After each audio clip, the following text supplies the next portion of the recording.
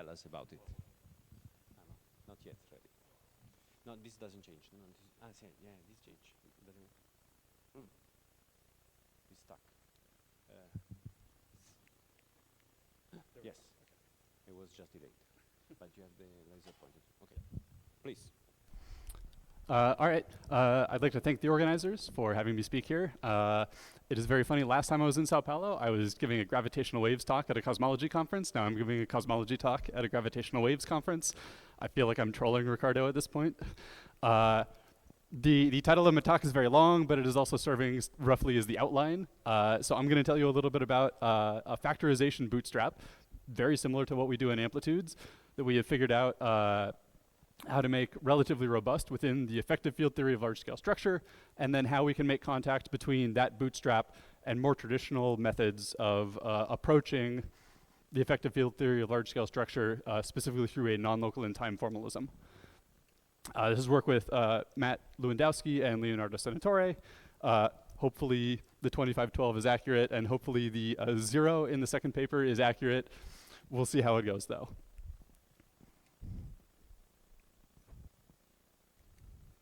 If I can. There we go, okay. Well, Raul did most of the introduction for what I'm talking about when I mean large-scale structure, but I should put up the obligatory history of the universe slide. Most of the amplitudes people in the room will be familiar with the left-hand side through the cosmological collider program, or at least vaguely familiar from the many talks we've had at amplitudes in the past. But we are focusing primarily on the right-hand side, which has the benefit that large-scale structure is a volume rather than a surface, and so there is significantly more data for us to play with when we start actually trying to match our theory to our experiment. That being said, let's get into the theory a little bit. I want to start by laying out, roughly speaking, the formalism for setting up the effective field theory. And the starting point is that we're going to treat dark matter in the universe as a cosmological fluid. Roughly, we're going to have a dark matter overdensity and a dark matter velocity, or really velocity divergence, that are governed by fluid equations. The leading two equations are usual Navier-Stokes equations. If you want to get extremely precise, you actually have an entire tower of Boltzmann equations. But the leading two ones relate the velocity and the overdensity to the Hubble parameter and your gravitational potential. And you can actually treat these, the entire system is solvable perturbatively as long as you map into Fourier space and then work in terms of the Fourier kernels. So I'm going to identify the dark matter overdensity in terms of a Fourier F kernel that is bringing together n different insertions of the initial dark matter power spectrum or the measured dark matter power spectrum at some specific time. And similarly for the velocity divergence field, I'm going to call that the G kernel. So that's bringing together a number of dark matter density functions into the single higher order velocity kernel. And again, these are solvable perturbatively. You can essentially think about the nonlinear terms up here as being Feynman vertices that you are then using to compose the functions recursively. And we have two recursive definitions, one in terms of f minus g and one in terms of g minus f, that essentially expand similar to this diagrammatically. I'm not going to go too deep into what's going on here other than to know that, that these are two very well-defined functions in terms of the initial dark matter distributions. And throughout the rest of the talk, I'll sort of use dark blobs, especially dark blobs of G, when they show up later in equations. So if we take this model and just run naive perturbation theory on it, it actually completely fails. As Raul was pointing out, linear theory is actually atrociously bad because it fails to capture any of the UV physics going on. The dark matter never sticks together in perturbation theory. But I'm in a room full of particle physicists and amplitudologists in particular, and so the obvious answer to this is you need an effective field theory that has lots of counterterms in it to absorb and predict some of the high energy physics as it is flown down to the scales you care about. Whenever we do an EFT, we need to think about what are the symmetries of the problem. And in this case, what we're dealing with is a non-relativistic fluid, and especially in a co-moving Hubble volume, we really want to think about the non-relativistic Newtonian gauge preserving diffeomorphisms. So our general metric is going to be the relatively simple Newtonian gauge metric, where we essentially just have two parameters. One is the Newtonian potential, and the other is the expansion of the universe. And once you're in this metric for GR, there are a class of diffeomorphisms that leave you within that metric. Roughly speaking, they are, you can transform your coordinate according to some time-dependent vector, as long as you also co-transform everything else. So your velocity, your time will transform, but this ends up being essentially a relativistic correction. Your velocity will transform according to the derivative of the shift, and then your potentials will transform in a more complicated way. But all of these together will end up leaving the density function as a scalar under this transformation. So any density functions we have, that's the main thing that we want out of these transformations, is for the densities to remain scalar. You can think about this as saying, okay, if I start at some t initial and let the system evolve, it doesn't matter whether I do that, well, or it is important that if I do the shift at the beginning and then evolve the system versus do the shift at the end and the evolve the system, that I need to make sure that the shifts are correct for the correct times, but I want all of my equations of motion to be invariant whether I've done the shift here or whether I've done the shift here. So when you do this entire process for the dark matter equations, you get a wildly successful EFT. This is some work by JJ and friends in 2012 and then expanded on since then. But there's a problem that we don't measure dark matter in real life. We only really pull it out of sims. In the real world, we have to infer the dark matter distributions through luminous matter, with the additional problem that we really don't know we don't know the correct model for luminous structure formation. Luckily, we have an enormous amount of data, as Raoul was telling us. So we have a fantastically huge amount of data. We have an ever-growing catalog of galaxies. And the thing that we're interested in is correlation functions of the galaxy density function. So in particular, the easiest one is the 2-point function. And that's just saying if I have a galaxy somewhere, how likely am I to have a galaxy nearby? As effective field theorists, we want to think about expanding the density function and the correlation function in terms of perturbation theory orders, along with various counter terms that will eventually show up. So that we might think about having the first order, the second order paired up, the first and the third, and so on and so forth. But the important thing is being able to probe the density function itself. So we have no idea what the true theory is, but we can always do a bottom-up EFT. So we start with the assumption that the galaxy number density should trace the dark matter density, because in the end, all of the initial conditions of the, should be nearly equivalent, and they are all gravitationally attracted to each other. But there's the potential for unknown biases. Roughly, galaxies live and die in finite time with respect to dark matter. And so what we want to do is we want to think about the galaxy tracers, these bias tracers, as being some EFT expansion of the number density, where we've integrated out basically all of particle physics, all of everything, except the dark matter and velocity kernels. From that point of view, then, the perturbative objects that we're interested in, we can either expand in position space operators, or I'm an amplitudologist, and you're all amplitudologists to some extent, so it should be obvious that we should also be thinking a lot about them in terms of Fourier space, in terms of momentum space. Now we're thinking about these, roughly speaking, as being within a single co-moving volume, so we're not doing any sort of cross-redshift correlations yet. This is just trying to understand how can we parameterize our ignorance about things going on locally to each other. So, as usual, we want to think about what are our symmetries, and again, we're going to rely on these non-relativistic Newtonian gauge-preserving symmetries, and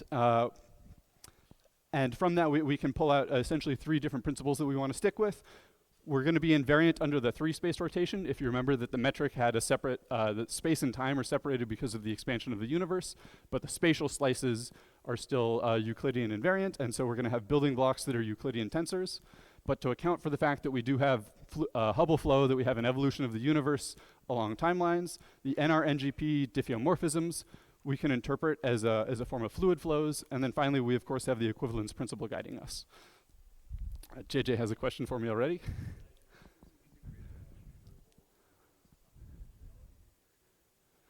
Yes.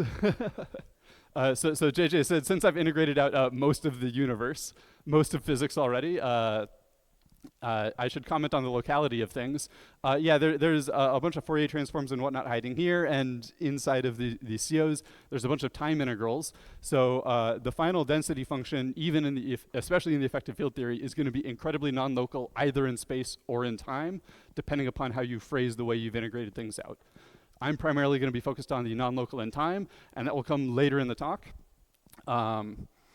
because I'm going to start, for my amplitudes audience, on the momentum space side of things, and then eventually make contact over here with the operator position space side of things, where over here things are less clear what we mean by non-local, but over here it becomes very obvious what we mean by a non-local effective field theory. I will start using galaxy blobs to represent my galaxy Fourier kernels, so hopefully that will help disambiguate between all the kernels that show up throughout the rest of the process. Okay, so we're going to turn back. We're going to look at Fourier space, and we want to know what the NR-NGP, the non-relativistic Newtonian gauge-preserving diffeomorphisms, do in momentum space.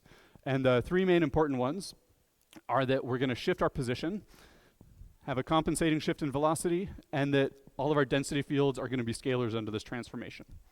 So if we think about this being, if we think about n being small, then you can think about that as some long wavelength transformation that subtly shifts the position of all of the galaxies, but in a way that is essentially like a gauge transformation, well, is essentially exactly a gauge transformation on the Newtonian potential. So if it is small, let's say it's the same order as we're perturbing all of our fields in, then the Fourier mode, or the Fourier function, the e to the ikx that sits inside of the tracer kernel, needs to shift according to the Taylor expansion of the exponential. And so if we pull down various factors of n1 as part of that shift, then we're actually going to decrease the perturbative weight of the kernel that's stressing it. But on the other hand, because of the density, the scalar nature of the density, that there's the product of the dark matter kernels that we had that were also part of the tracer kernel, and m of those are going to shift in parallel to the m powers of n1 that we pulled down. And so we're going to get some shift for the individual tracers. Sorry, this should, yeah, this is fine. So we're going to get m of the tracers individual, or m of the dark matter kernels, dark matter functions that will shift while still leaving all of the insertions there. So once we equate the two of them, on the one side we're going to have, we'll just do this for m equals 1. On the one side, we're going to pull down one factor of the total momentum of the kernel. And on the other side, we're going to pull down one factor from an individual dark matter insertion. And so what we see is that we've lowered the kernel weight here by 1, but we've kept this one the same, rearranging things and using the equivalence of the m, using various equivalencies of the integral. We can rearrange this into what looks quite a lot like a factorization statement.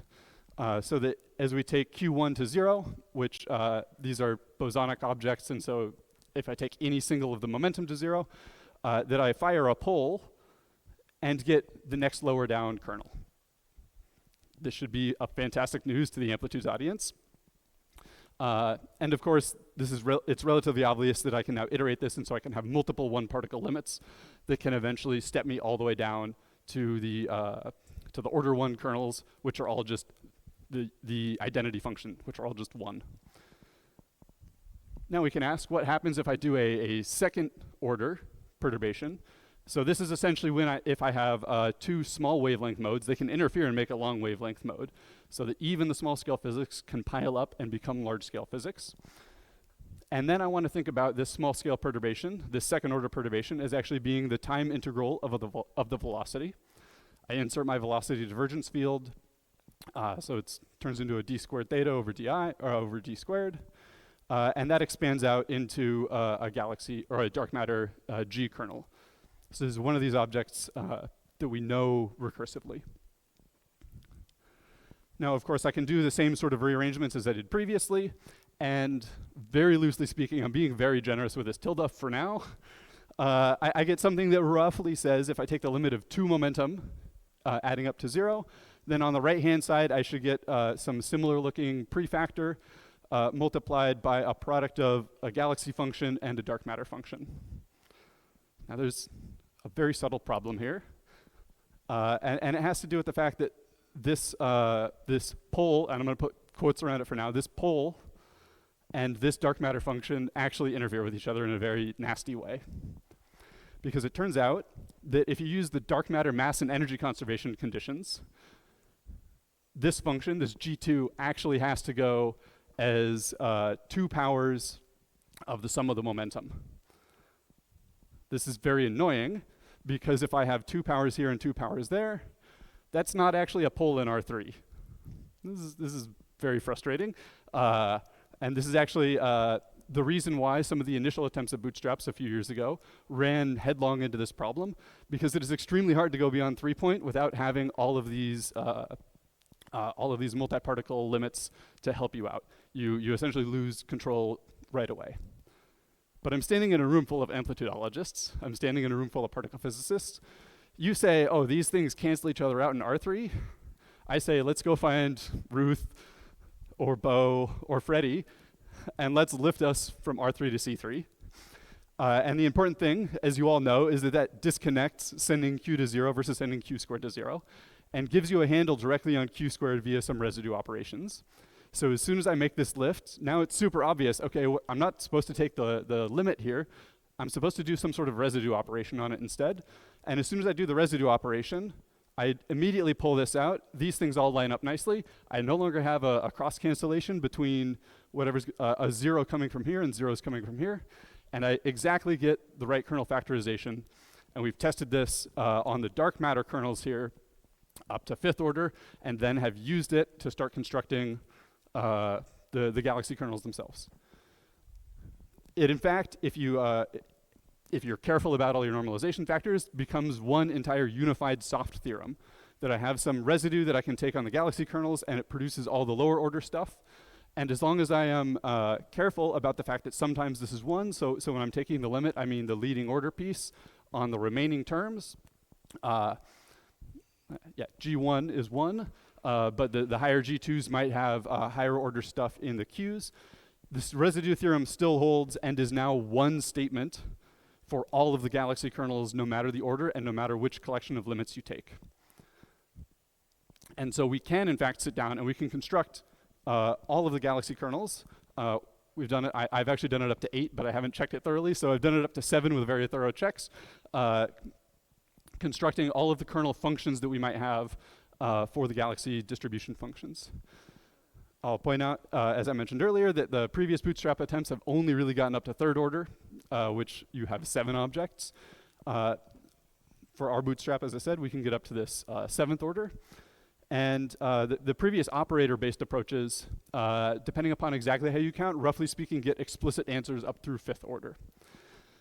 All the way up through 5th order, the function basis that we get using this approach exactly matches the 5th order basis from the operators. So we get 29 objects, and those objects are just a basis rotation off of the operator approach.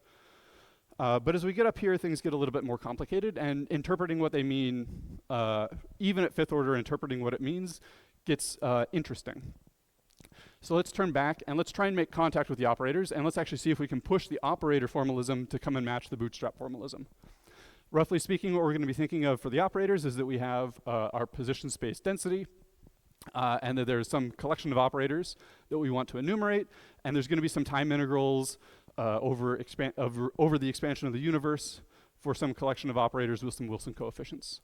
And importantly, the time dependence of the operators, these are sort of initial Wilson coefficients, and the time dependence of the operators is going to split the Wilson coefficients further. So even though I might be enumerating some small set of operators, the time dependence of those operators will create quite a large number of independent Wilson coefficients for us. So the rough idea that we have is that we're going to enumerate the scalar contractions of d squared of the dark matter and d of the velocity. This is roughly due to the equivalence principle. We're going to enumerate a bunch of operators. We're then going to evolve them along the fluid flow. This is equivalent to turning them into scalars under the NR-NGP diffeomorphisms.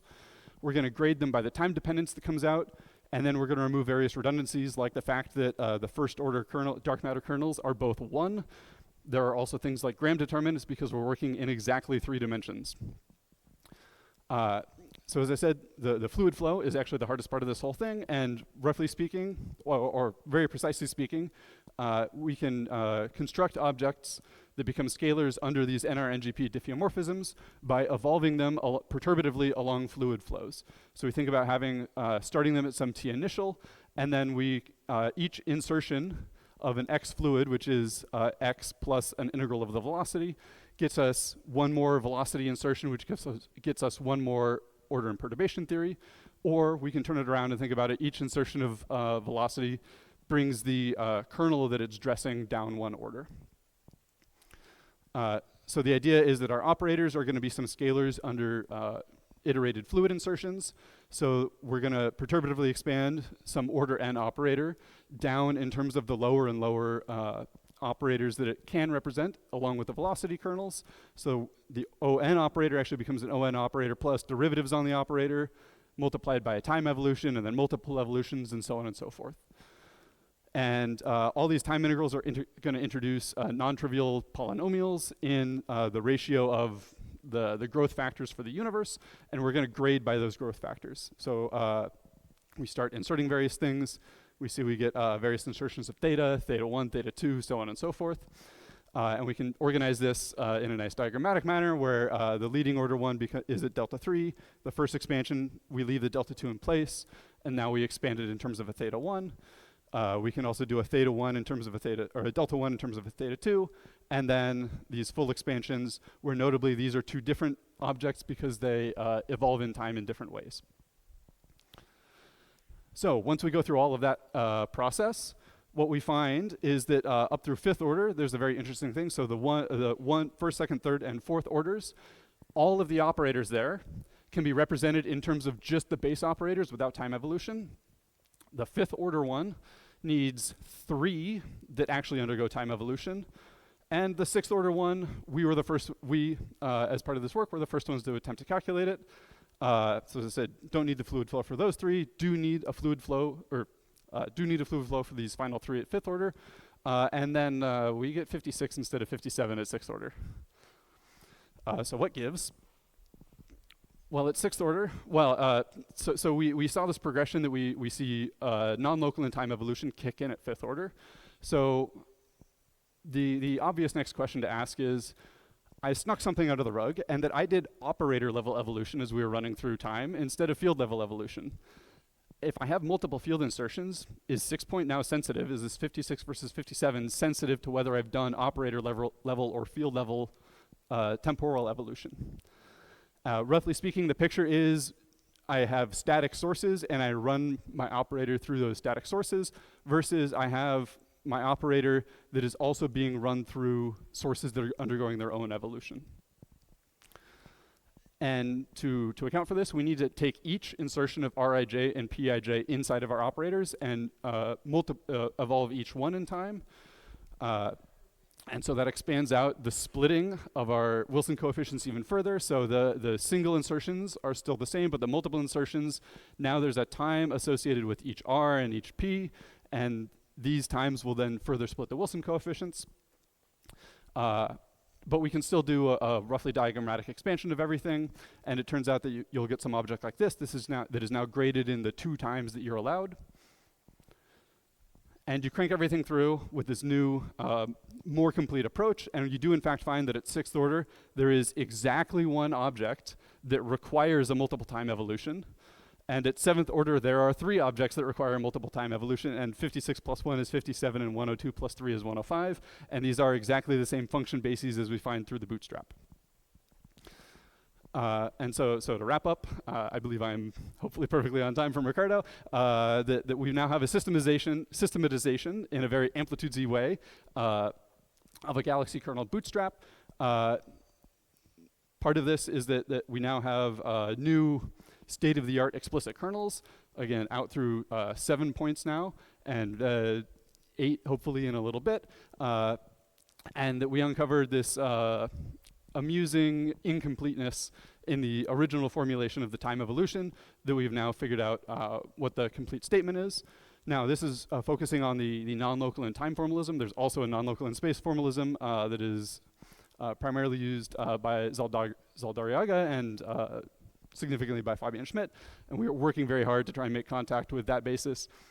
There are some complications, as you might know. And then, since I have an actual cosmologist in the room, I should say we are eventually going to work on doing the 2-loop bispectrum, the 3-loop power spectrum, and various things in redshift space, which the 6-point function and the 7-point functions now enable. So with that, thank you.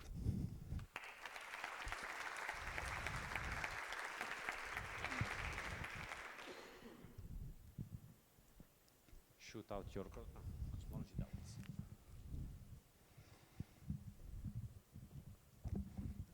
Hi, thanks for that very nice talk.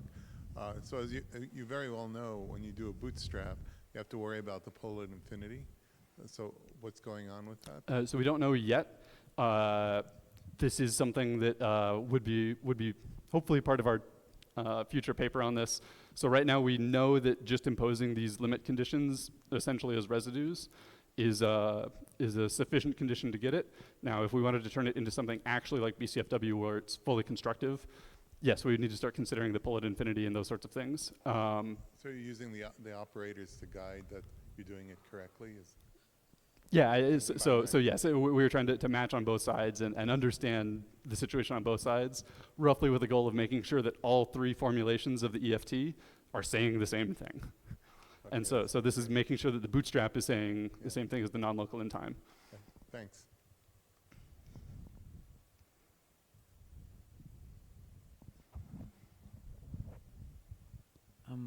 Thanks for the very nice talk. Usually factorization comes from unitarity, but here you seem to be saying Gates invariance gives you factorization? Roughly speaking, yes. Yeah, unitarity with the galaxy kernel, like having any sort of notion of unitarity or conservation with the galaxy kernels themselves is very complicated because they have a finite lifespan within the Hubble volume. Yeah, I should think about this a little bit more and maybe try and come up with a better argument, but yes, so it is not related to unitarity, at least in the current incarnation.